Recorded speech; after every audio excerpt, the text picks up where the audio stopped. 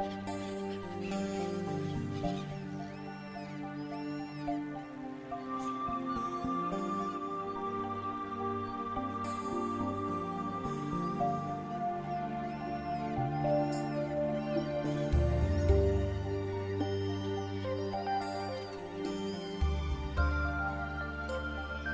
าตุสีเปิ้งธาตุอันว่าในธารีตีที่ธาตุว่าในธารีตีป้าซับไว้อยู่ที่ตูสัตวาตั้งเป็นยาวอิติย้อนป้าซับไว้อยู่ที่ตูสัตวานังในนี้ธาตุซึ่งมันสั่งว่าธาตุยาวธาตุในมีสองเปิ้งธาตุปัญญาในเอาตาก้นตาผีเกาตุ้ยตาปุถุจันเขาตุ้ยหันอยู่ซื้อนายาวธาตุปรมัตถ์ในตาผีตาโกนปุถุจันเขาตุ้ยตื้นอำหันไหลเอามันผีลู่ลงอเมริกันเขาเฮ็ดมาทองหันยาวมาเป็นปากเป็นเหงเม็ดนั่นก็อันนั้นหันทัดเป็นหยาบก้วยยาวทัดปรมัตถ์นี่มันเป็นอติสุขุมะอ่อนอ่อนซับซีผองย่อยนะอธิกรรมพิลาลึกล้ำนะป้อหันก็เป็นอริยายาวตาดีด้วยเฮหันนั่นตีเลยเอาหมักตาพุทธาเจ้าอันไรมาดีเงาไม่หย่องนั่นด้วยยาวน้อยหนังทัดหลงอันมีชื่อว่าจตุนามมหาภูตานามให้จตุนามสีเปิงตั้งเสียงนั่นมหาภูตานามย้อนมันเป็นลูกแจงเลี้ยงสีเปินนี้ซึ่งมันห้องว่ามหาพุทธในยาวน้อยเขาสีเปิงในเขานั่งกันสุดซ่อนปั่นปุดกันเฮ็ดเป็นเหตุผลเงินเงาพ่อนเป็นกันยาวธาตุสองเปิงเป็นเหตุธาตุสองเปิงเป็นผลธาตุสามเปิงเป็นเหตุธาตุเปิงหนึ่งเป็นผลธาตุเปิงหนึ่งเป็นเหตุธาตุสามเปิงเป็นผลปั่นพูดกันอยู่ซึ่งในเลยสั่งว่าเหตุปัสสยีนะปัสสโยยาวตีเก็บมันซ้ำปฐวีธาตุลิ้นมีไว้เฉพาะอุนแลแก่อาโปธาตุน้ำมีเฉพาะซับเลยายเตโสธาตุไฟมีไมเลกัดวายโยธาตุลมมีตุ้งเดนนี้ปนกดูเฮานั้นสอดดูเสเจ้าอะไรน้อยตูเฮาซ้ำซิกหูต่อปลายตีนปลายมือตูจอดนางเก่ายาวน้อยทัดลิ้นในทัดน้ำในอันเอาทัดลิ้นปอกก่อนปอดตุงนั่นเป็นทัดน้ำอันเอาซับนั่นยาวเอาทัดลิ้นใยผัดยานกันก็เป็นทัดน้ำยาวทัดสองเปิงในเป็นไว้ทัดคล้องขำมันยาวธาตุไฟอันไม่เล็กกัดนั่นซ้ำซับเอาที่ธาตุน้ำธาตุลิ้นในสีไม่กัดมายาวธาตุลมอันตุ้มเสกตำเตียงมีบติกหยาบหิบสิบเกียนเสื้อในก็ซับเอาที่ธาตุสองเปิงนั่นเป็นมายาวอันอำผาดเขาน้อยเขาสีเปิงในซ้ำวันหน้าห่างหันกันท่าไอนมสุดรัสสะสุบเลี่ยมโอจะพ้นปังตั้งปุยเขาสีตูในตื้นอำผาดยานไหลมหาพุทธเลข้องว่าอัฏฐกลาเปียวเขาเปียดตูในตูจดเนื้อตูสัตวาไว้เลยข้องว่าถัดปนเนื้อยาวนอกตูสัตวาก็ตูจอดลมฟ้าไว้เลยข้องว่าถัดปนนอกยาวอันคืดไว้รูปเศร้าหนึ่งนั่นเขาก็อำผาดยานมหาพุทธไลสีอำตั้งตูกุ้ยเขาไลซื้อในปินไว้รูปพักคันทายาวนามสิทธิสิกอันทัดตุ้งป่วยกินอารามกามาอาราสหาปึงนั้นเป็นมาตุกขะสุขายาวก็หักตุ้งป่วยกินอารามกามาเล็กเป็นมาลองโขมจมนั้นเป็นเจออากุสุสมนัสสะปุถุจานเขาจำปามาสมจิตทิหันผิดกรรมเหลวว่าเป็นโสดาบันเขาจ อันปาติทิเลสั่งเกิดเป็นมาสุขายาเพราะอารามนั้นรู้แล้วกว่าสิซ้ำเกิดออกขึ้นมาเป็นโตสากอเป็นทุกขายาเพราะลดสองเปิงในซ้ำเป็นอุเบกขายาอุเบกขาในผู้ทูจานเขาอันไรมีเจ้าปัญจมาสารในอนาคามเขาอีกเจ้าอรหัตปูเขาไล่ก้วยยาวผู้ทูจานนั้นไล่ทุกขาเลยสุขะสองเปิงก้อยสุขานั้นมีหมักตาอวิกษาก้อยอันว่าสุขะมนซื้อหนาเพราะเอาหมักตาสมาธิที่ด้วยหันเด็กตื่นเป็นทุกขะเปิงเลี้ยวก้วยยาวในเป็นเวทนายสัญญาสิทธิสิกนั้นมีไว้การต้องหมายเนกเข้ายามสามตีอันเป็นยามเหลวยามป่นมาเลยตีไปคอดยามนานนั่นมันมีอันต้องไว้เปิงเลี้ยวก้วยลีให้มันอโมเฮ็ดมีสะโพต้องหลายตาเป็นกุศลอกุศลนั่นเป็นนามสังขาราสิทธิสิก50ตัวส่วนโสดเจเลสั่งเกิดเป็นมากุศลอกุศลกาได้สืบปันพ้นปังผลอันเป็นนอกกามารูปะอารูปะภวานันอันต้องไว้ปันในเป็นสัญญาขันธ์ใดอันโมหะสีตูน้ำนาสีเป็นอวิกษาโลภะสิทธิสิก3ตัวซ้อมหลังเป็นตัณหาสีหยาบหิบหามไว้นั่นจัง1สังขารา2วิญญาณ3นามรูป4อายตนะ5ภัสสะ6เวทนาคุมปาทั้งขันธา5ปึ้งซ้ำเอาอุปาทานเฮ็ดซึกมัดขาสีห้ามขึ้นลงสูงบันเพราะว่าเป็นสาติเกิดมรณะตายนั้นขาเป็นผู้นำสังขารายอันในเป็นสังขารับขันธายวิญญาณซ้ำ1สักคู่วิญญาณอันหูห่าง2โสตวิญญาณอันหูเสียง3ขาหน้าวิญญาณอันหูเสียวอาย4จิวหาวิญญาณอันหูอาราสาติลิน5กายวิญญาณอันหูตีตู6มโนวิญญาณอันหูติมักหูเสยในลงหู6ปึงในเป็นวิญญาณขันธายาวเขามีสะโพกหูหลายก้อยเขาอำมอกก่อสร้างขึ้นปองไรเขาเป็นพรปังผลเขาไล่อิงปึงประสาทตาเผยมันสีสั่งเป็นมาไรอันหูตีตา1ตาเสยเป็นทัดตุ้งห้องขัง2เงาเลี้ยงเป็นทัดคุย3ห่างเป็นทัดหลอก4เสยตาเป็นทัดปอก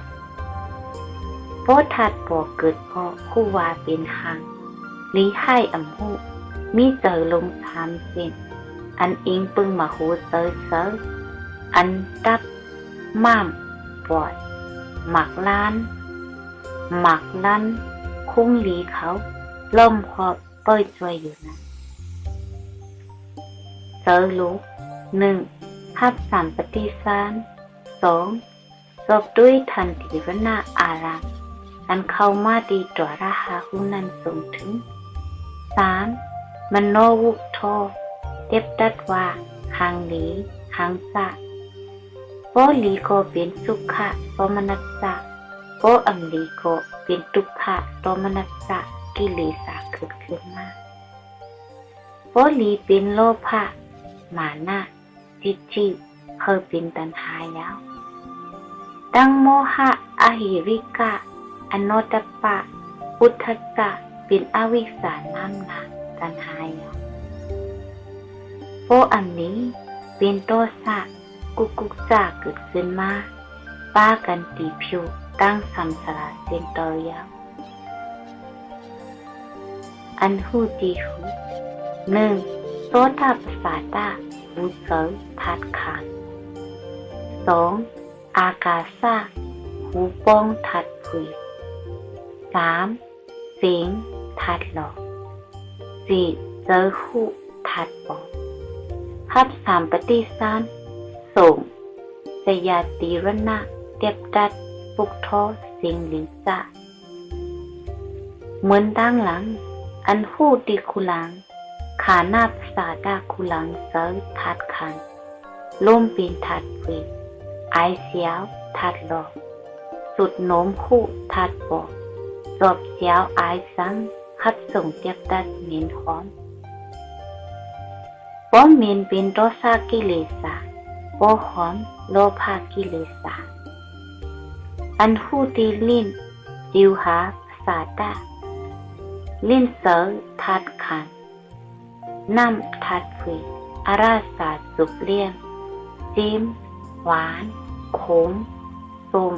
ผาดพิษขึ้นเจอหูตีลิ้นทัดบอกสอบฮับส่งเทียบดัด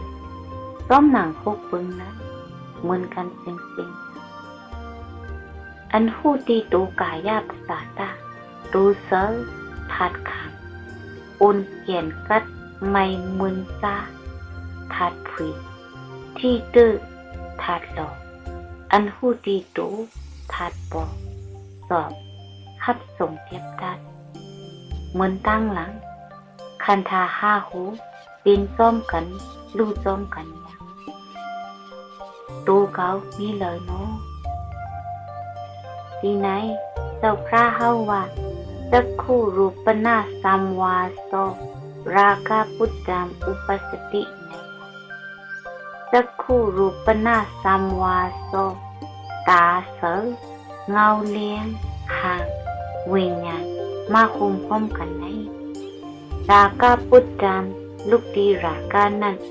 อุปสติเกิดเป็นมายาวอันเกิดสีพักดูนั่นเหมือนสัญญาณมโนธรรมารามเมนะสัมวาโสมโนธรรมารามเมนะเอาอารามธรรมายดังใส่สอบฮับส่งเทียบดัดไหนคุมพร้อมกันสิราคะพุทธามอุปสติลูกดีราคะพุทธามอุปสติลูกดีราคาอันวานั้นเกิดมาอย่างอารามห้าปึงนั้นย้อนมันลูกไผ่ออกมาเลยเป็นปหิทะอารามยาวปหิทะอารามห้าปึงนั้นมักหูเซอเป็นทัดคำฮับส่งเป็นทัดผุยอารามห้าปึงเป็นทัดหลอกเซยเตียบดัดเป็นทัดปอยยาวคันธาห้าปึงรูปนามสองปึ้งสุ่มกูกันขึ้นมาเลยรูปนามทำเจ้าหนังกันปึงอิงเป็นเหตุผลเหตุพละคู่เงินเงาพ้นเป็นการสืบเป็นลู่อยู่คันธาห้าปึ้งนั่นว่าเอาเข้าด้วยปฏิจจสมุปบาทซึ่งสังขาราวิญญาณนามรูปสลายยตนะพัสสาเวทนาสังขารานั้นเป็นสังขารขันธะวิญญาณหกปึ้งเป็นวิญญาณขันธะนามรูปสลายยตนะพัสสาสามตัวในเป็นนามขันธะรูปขันธะเวทนานั้นเป็นเวทนาขันธะคงเป็นขันธะห้าปึ้งยาวอันยาบหาพามไว้ขันธาห้าปึ้งในอัมพะอัมวังจำอวิจจาอยู่นะตัณหาอยู่หลังสิเอาอุปาทานจึงมัดตามสราลงสีเส้นหนึ่งกามุปทานสองทิฏฐุปทานสามศีลปตุปทานสี่อัตตาวาตุปทานสี่ตัวมัดเลียงหาพามไว้สิขึ้นลองขึ้นหยาบ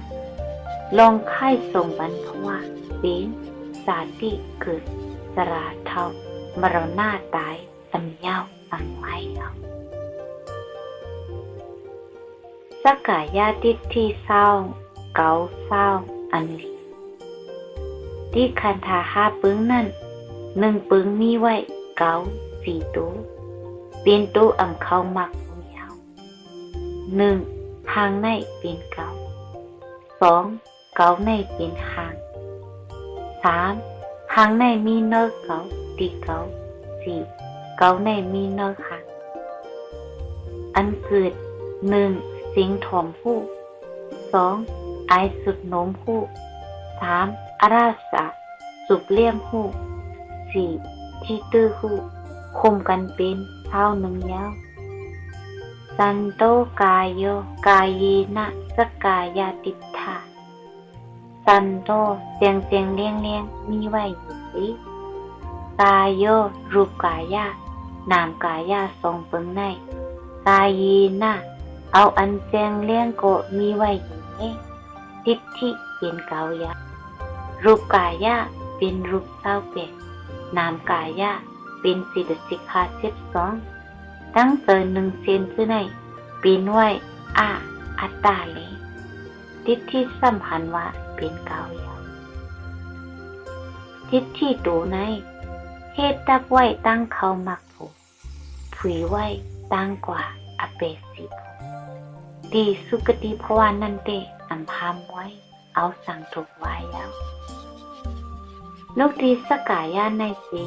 มาเป็นสัจตติฏฐิจัมเป็นตั้งหันถึงว่าปัญนานั้นเตมีตั้งกัดยินอยู่ในสีมุงมองเอาอย่างเพราะว่าสืบเพราะว่านั้นตีเป็นขึ้นมากขันธาเป็นญาติเหมือนอยู่ย่ำเนี่ยเป็นสัจตติฏฐิอึดตับไว้ตั้งกว่ามักพูนังเขาเป็นเพราะว่าตัณหาทิฏฐิสองตัวในมีติกุลเศร้าพุทธาขาวยาวอุสีตาทิฏฐิในมีติกุลนอกพุทธาภาษาเขาเลยหลูไลหลีสัตว์ในก้อยกุลไหนโอตายยาวโกยาว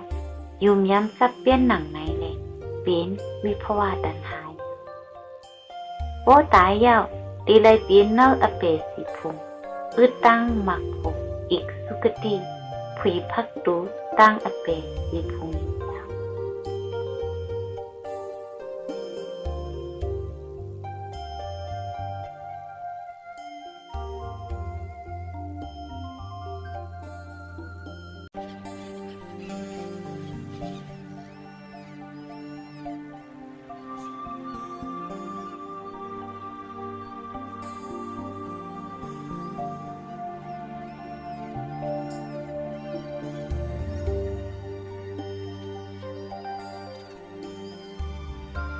ข้าวตั้งสามสระอวิกษาตัณหาโมกโพสร้างคันธาเหตุเป็นอันปนมาอย่างอันที่สุดกว่าตั้งนานนั้นมันยึดยาวตันเลยซ้ำเจ้าพุทธาเฮาเอาผู้ปีนิวาสะอภิญญาณที่มุ่งขึ้นเป็นเกิดตายสามปึงในตั้งแต่ที่เลิกกำพาปานเลิกลูกเลิกอันวานั้นอำหันติมันได้เราโคตมาสั่งว่าอนามัตตโกปุปโปสัมสโรนามัญญติในยาวอนามัตตโกตั้งแต่เป็นตุสัตวานั้นเตตีเลิกเป็นเพิงมาอันวานั้นอำพันเล็กปุปโปอ่อนตั้งไหนสัมสโรเข้าตั้งสัมสราเป็นเกิดตายในน้ามันยัตติอันแจงเลี้ยงอยู่ยาวเขาตั้งอันดีคู่ตั้งนานั่นก็เหมือนไหนนางเก่ายาวอนามาตโกอนาคตโตสัมสโรน้ามันยัตติอนามาตโกอัมหันติสุดติตึกมันสีอนาคตโตอันดีมาตั้งนานั้นสัมสโรเขาตั้งสัมสราลงในหน้ามันยัตติอันเจียงเลี้ยงตียาวตีสุดมันอยู่ยาวเขาตั้งลงอันตีลูกเอาตีเพราะว่าอันเป็นอยู่ย่ำหนึ่งกว่าเพราะว่าอวิกษาตัณหาโมโกสร้างคันธาอันนั้นหาพามคันธาลง ยืนส่งปันเพราะว่าสาติมรณะอยู่สิสงค่าอันตายซ้ำที่สุดที่ตึกมันอันหันที่สุดเป็นคือตายอยู่อันยาวอันวายมือเลยเละหันถึงอริยสัจจายาวสั่งดีหันที่สุดมันยาวป้อปีนไหนกวนคันธากายามีถาดนติตาผู้ปัญญาตีไลเตถาดหลอดกัดอัตตาในอันนี้สติหูลิงามโปหูนางไหนเป็นมากผูอริยาไว้โปตีไลหันถึงไลอนัตตาสโพยาวซ้ำ1โสดาปันนังจัดต่อจิตจัดเข้าตั้งสัมสราสุดยาว2สกตาการนังจัดต่อสามจัดเข้าตั้งสัมสราสุดยาว3อนาการเกิดนังจัดสัมสราสุดยาว4อรหัตตาจัดในเจมพว่าผีกุลสัมสราสุดเสียงยาวคัดสายตาลับตาเนื้อปุตตาญาเยี่ยมเรียกด้วยเนื้อขันธาอีสังเกิดขึ้นมาหาหันวุ่นมาเป็นอนัตตา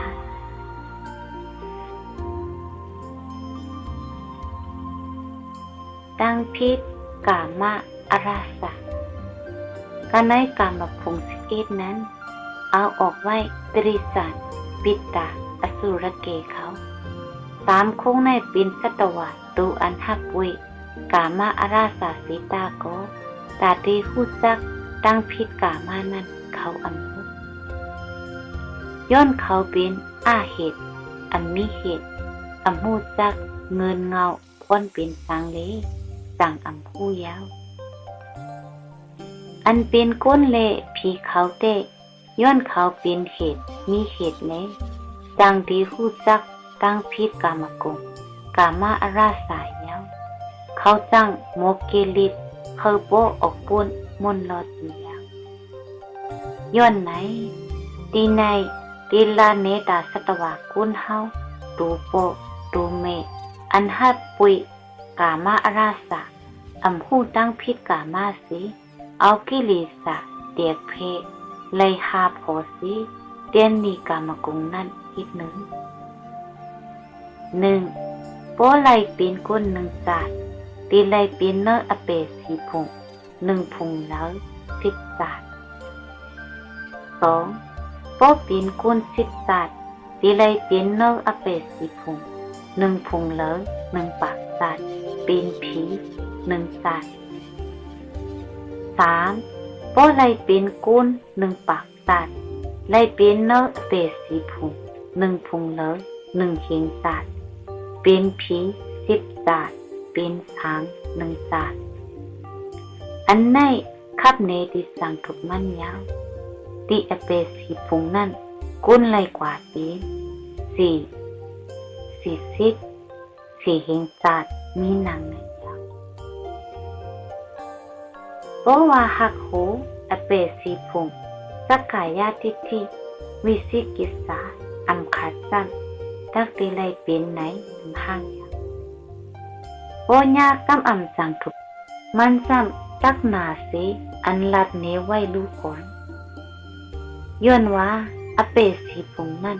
เป็นหลังขึ้นสัตวาเขาไว้เลยสั่งกำมือเจอขึ้นอยู่ยาวเจ้าพระเฮาว่าสัตวานามอปายามกีหาสติสัมอุปสติในยาวสัตวานามหางสัตวาเขาอปายามตีโค้งกลางอเปสีพุงนั่นกีหาสติสัมเป็นเหมือนตั้งขึ้นเขาเลยอุปสติเป็นมาหนังในขึ้นสัตวาตั้งไหลเขานั่นเป็นอเปสีพุงยาวพุงก้นไหนเป็นกัดคือขายหาลองหมักมีตีโค้งผีโค้งสางนั่นเด้เป็นปังบือเขายาวมือก้นโกอันดีตายเลยมรณะโซวิถีขึ้นมานั่นโปปินโลภาโซซ้ำโลภปีตานามส ติสสะอุปสติโลโภโลภะโสไหนปีตานามติคงปิตาอันว่าอึบอยากนั้นสติสัมสันเถกัมมสารูปสิทธสารูปภูมิห้อมกันตั้งขันธาเป็นญาติอุปสติปินมาอัมหังโตโสนิริยามสติสัมอุปสติโตโสโตสาโสไหนนิริยามติคงกลางอันนี้ตั้งขัดเย็นงารายนะสติสัมเอาปฏิสันติกัมมสารูปสิทธสารูปตั้งขันธาหาปึงคุมห้อมพร้อมกันสิอุปสติไลเป็นอัมหังยาโมโหอสุริกายโยนิสะ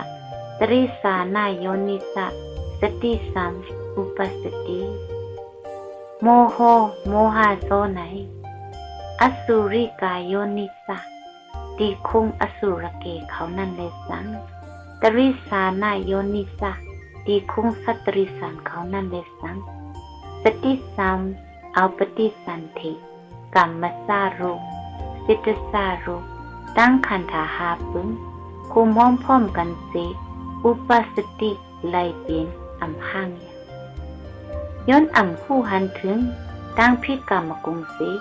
ไลตอบสายเตียนนีกามาเลยสั่งไลเป็นมาหนักสาทเว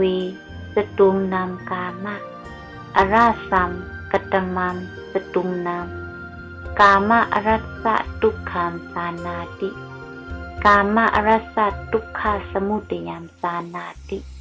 กามะอรัสสะทุกขานิโรธามสานาติกามะอรัสสะทุกขานิโรธากามินิปฏิปตาสานาติอิติกามะอรัสสัมทุกขามวิติตัปปังสาทวีลุงน้องเขาตั้งสิ่งโนว่าก็มุงหันเพเกิดเท่าเย็นตายอันดีมาตั้งนานั้นสตุมนำตั้งสิ่งมีสีเปิงกามะอาราสัมอันเยี่ยมซิมปุยกามะอาราสัมกตมัมเป็นอันเลยจำกามะอาราสัมอัน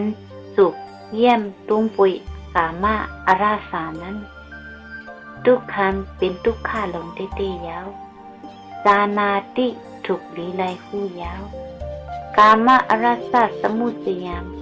อันเคยหับตุงปุยกามะอาราสาอันเป็นโลภะมานะ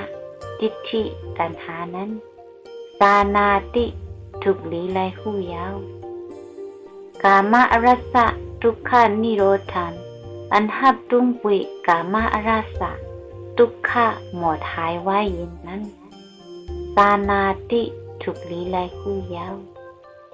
กามะรัสสะทุกขานิโรธกามินิปฏิปตา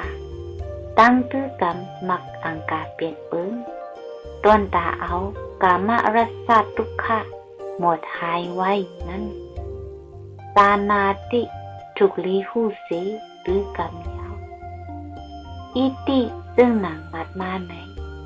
สตุมนามมีสีเปิงเซ็งเลย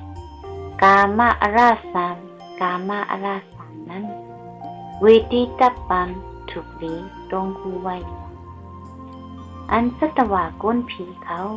หับวีมุดสูงกามะอาราสาอยู่นั่นมันเป็นทุกขาหลงเต้อันเคยหับวีเอากามะอาราสาทุกขาหลงอยู่ไหนย้อนอวิชชาอันหูหันว่าเป็นทุกขาแลตัณหาสั่งเคยมุงมองสามปุยอยู่อันเย้าอันวายโอ้เลยเอาหมักตาสมาสังกัปปะหมักกลางวุ่นหูว่ามันเป็นทุกขาเย้าสมาธิที่สังขันทุกขาแลอวิชชาตัณหานั้นเอาหมักเตียกแปดตั้งอ่ำหูเสเคยจามปุยอยู่นั้นหมดเย็นหายเย้าปวงทุกขาหลงนั้นสั่งเตหมดซ้อมตั้งหลังกลางพิษมันซ้ำตานั่งยิ่งเขา 1. มือไปไล่เละเคยไล่อันเป็นอยู่เป็นนวลเป็นเจอโลภะมานะทิฏฐิกิเลสา 2. โปอำไลเป็นตั้งไมโตสะกุสามสะกิเลสา 3. 1 เลือน1ปอกดูไทยลายเปียดเลือดเก่าตั้งพิษกามาอาราสาเจ็บมวย 4. ย้อนหับไว้กามาอาราสาเลยไล่ป้าต้องปุ๋มนัก 5. ไล่เกิดลูกคันเจอ10. แกนเนอต้องเนอปุ๋มอันมีตีลากำพองไล่ตาย 6. ไล่เสียดผิวไว้หางตีลูก 7. สร้างเป็นโรคกะย้อนเลือดเก่าหมกอันเพ่งเป็นไล่เป็นขึ้นมวย 8. ย้อนหาเลี้ยงลูกเตี้ยนนีกามาเลยสร้างกว่าเฮ็ดเมนญาดูจะเลิกอากุศล 9. เพราะพิษญาอากุศลยาวสร้างตายกว่าเป็นเนออเปสิกเมียมีทุกขาเก่าเปิงนังตากุ้นซ้ายเขาซ้ำ 1. มือไปไล่เมาหาอันเป็นอยู่เป็นเศร้าทุกขาเปิงนึง 2. ยามพงหับวิสามกามาทุกขาเปิงนึง 3. ไล่เป็ดว่างอายุสายเซอร์ซีหาตอบเตี้ยนนีกามาอันมีเลียดฝนขึ้นวัน 4. สร้างไล่ฮับเอาเป็นมาตั้งไข่ตั้งหนาวเปิงนึง 5. สร้างกว่าคุบทุบหญ้าพี่หาเปิงนึง 6. สร้างกว่าเฮ็ดพิษกฎหมายคุณตุกขอกตามควันตามเงินสีเปิงต่อสู้เปิงนึง 7. สร้างกว่าเฮ็ดเมนญาอากุศลเปิงนึง 8. โอ้ตายมา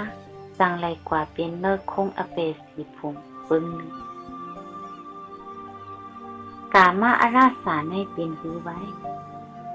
มาลินเคยกินขันพิษเตยติดอัญญานตายผ่านเงาไหมวันตั้งไหนมีมาลินตัวหนึ่งเข้าลืนสีนั่นมันแลมุมหันไม่เก่าตัวหนึ่งอีหมกมาเลี้ยงเต็มต้นไว้เลยมันสั่งบนว่าต้นเนื้อหลงมีนั้นเขาลูกกว่าเปิ้ลกินเหย้าว่าในสีกว่านอนทางเปิ้ลเงาหมอกเก่านั่นเดียวพอลมทุกหมอกเก่าหงลงมามันกว่ากับกินอันมีอาราสาอินต้องสังซ้ำถางว่าอันนี้อยู่นั่นเด็กเป็นเนื้อเหย้าในเกาะซ้ำเหมือนไล่เก่าติ๊กๆเลยวันสืบวันมันสั่งตายกว่าดีเงาไม่เก่าม้าลิ้นตูคันธาปัญญาเคยกินตัณหาขันพิษอวิชชาเจอติดอัญญานอุปาทานตายผ่านเงาไม่อเปสีผงนั่นเป็นเพิงอำหูยาว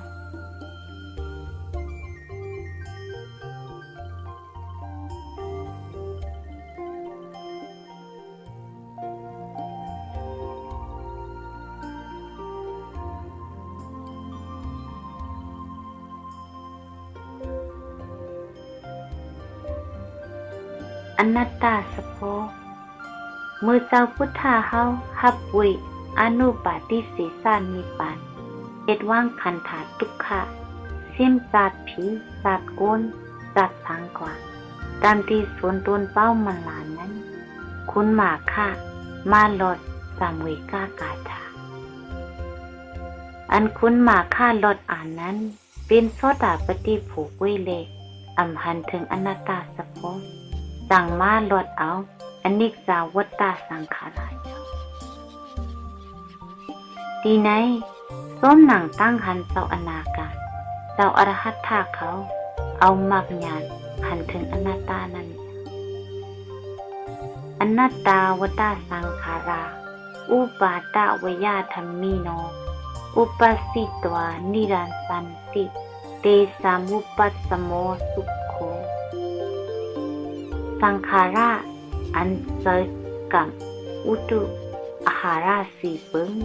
โกสร้างเป็นมา รูปนามขันธะสังขาราธรรมเจ้าในอันนั้นอวิชชาตัณหาโกสร้างเป็นมาสังขาราธรรมเจ้าในวุตตะเป็นสีเยาวอุปาตะซ้อมหนังมันเป็นมานั่นเลยสังขาราในวยะซ้ำสิ่งหมวดหายกว่าเยาวธรรมิโนซ้อมหนังเฉพาะอันเป็นมาเยาวซ้ำหมวดหายกว่าดีในอนัตตาย้อนอ่ำเจยตูเกาเจยเกาอ่ำพองงามไรเลยอุปาสิตัวสั่งว่าเป็นมาเยาวสินิโรสันติซ้ำหมดหายกว่าสิ่งเยาวน้องตีซ้ำซ้อมหนังเฉพาะอันเป็นมาเยาวซ้ำหมดหายไรกว่าไหนปัสสโมโปเอาหมักตาเจ้าพุทธะอันว่าสมาธิที่มักกลางหันถึงลิงงามซ้ำสุขโค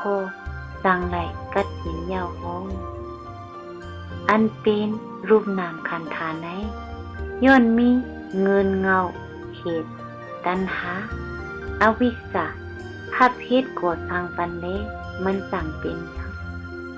เย้าซ้ำลูกอันเป็นลูกใน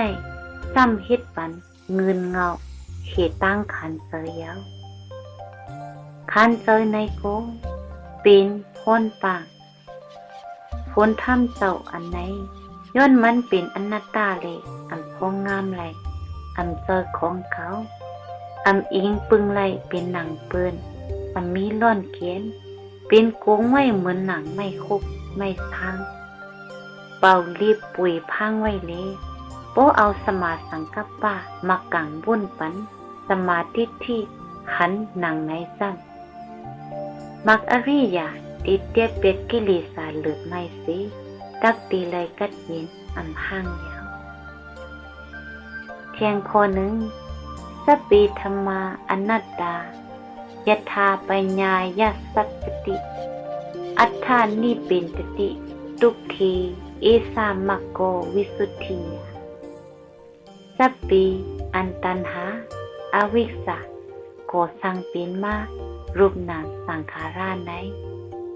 อันนั้นอันเจอกามอุตุอาหาราสีปึงก่อสร้างเป็นมารูปนามสังขาราในธรรมาอันสะโพดทุกข้าสัจจะไลหับตุ้งเอาเป็นลูกอยู่นั้นอนัตตาโออำใจเกาอำพองงามไรเตโนยถาส้มหนังมันอำใจเกาอำพองงามไรดีสะโพดรูปนามในปัสยาเอาสมาสังกัปปะมากางไปวุ่นเจ้าพุทธาเฮานั้นวุ่นซ้อมอยู่ยาว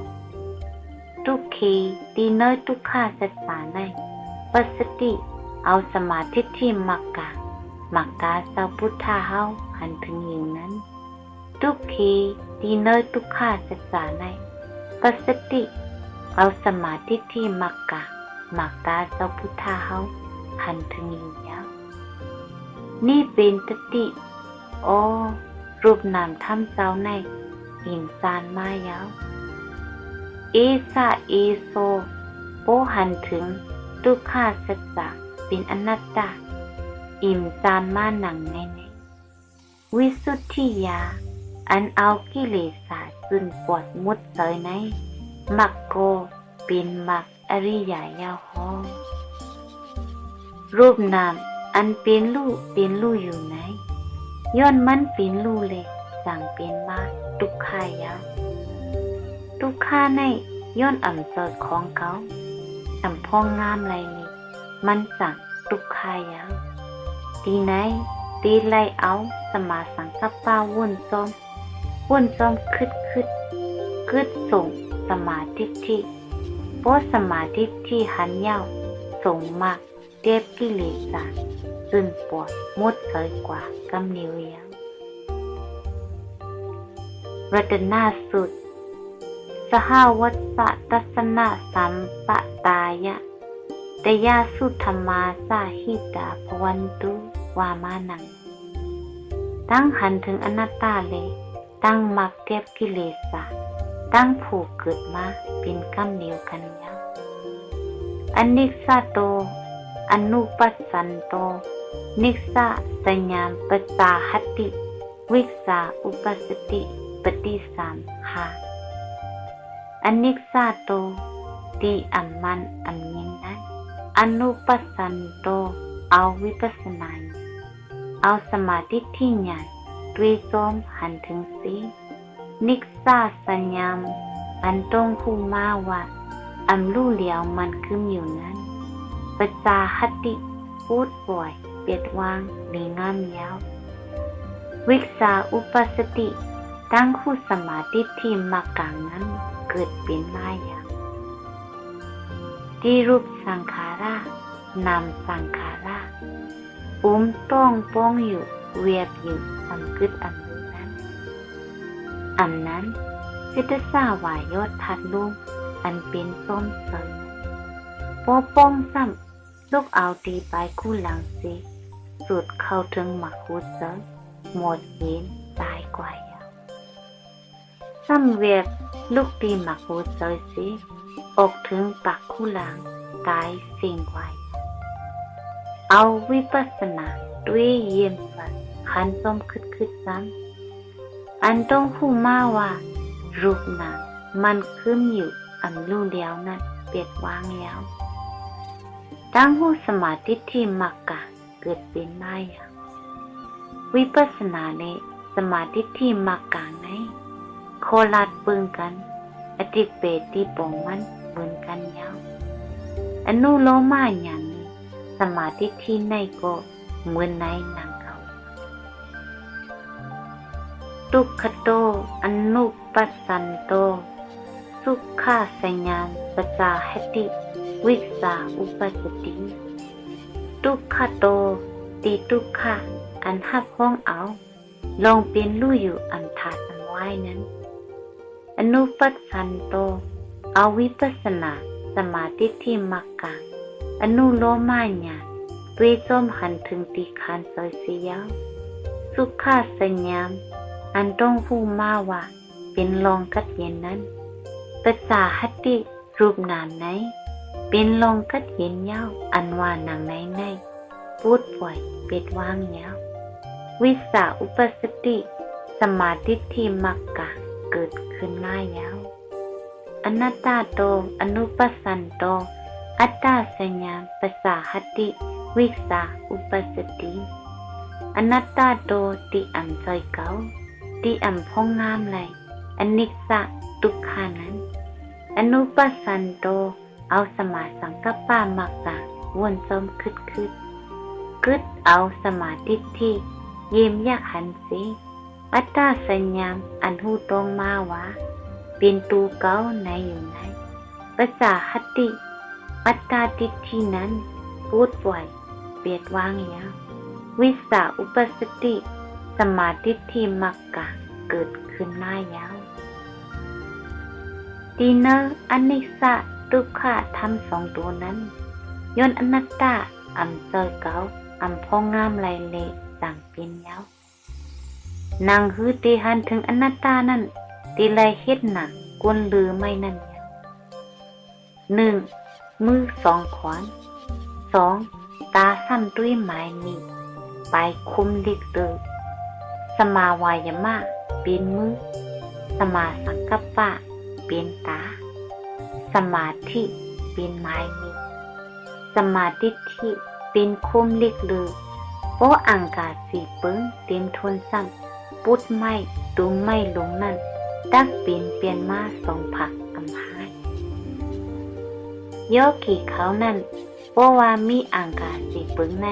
อันย่อมซ้ำมักสีมักนั่น7 วันต่อ31 วันตักตีไลคบหญ้าอยู่สีมักแล้วโอ้หยานเพิ่ภายจำจังตีไลฮอดอยู่3 มักสีมักแล้วนางคือตีไลนั่นคัดเจอเหอังกาสีเปิ้งนั่นเตรียมทนกันตา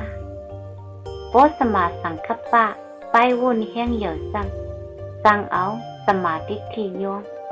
เตยสั่งเตียดใหญ่เป็นวิตักยาวโพสติ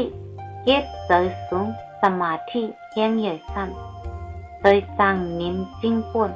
เขาเนยโลกิสังเป็นอุกหานิมิตปฏิภาการนิมิตสิสมาธิที่อำเกิดไลมักอันปองอำสร้างเทียบกิเลสาเลเอากิเลสานอนหลับหลายพอสมาธิหายกิเลสก็ลุกขึ้นยาว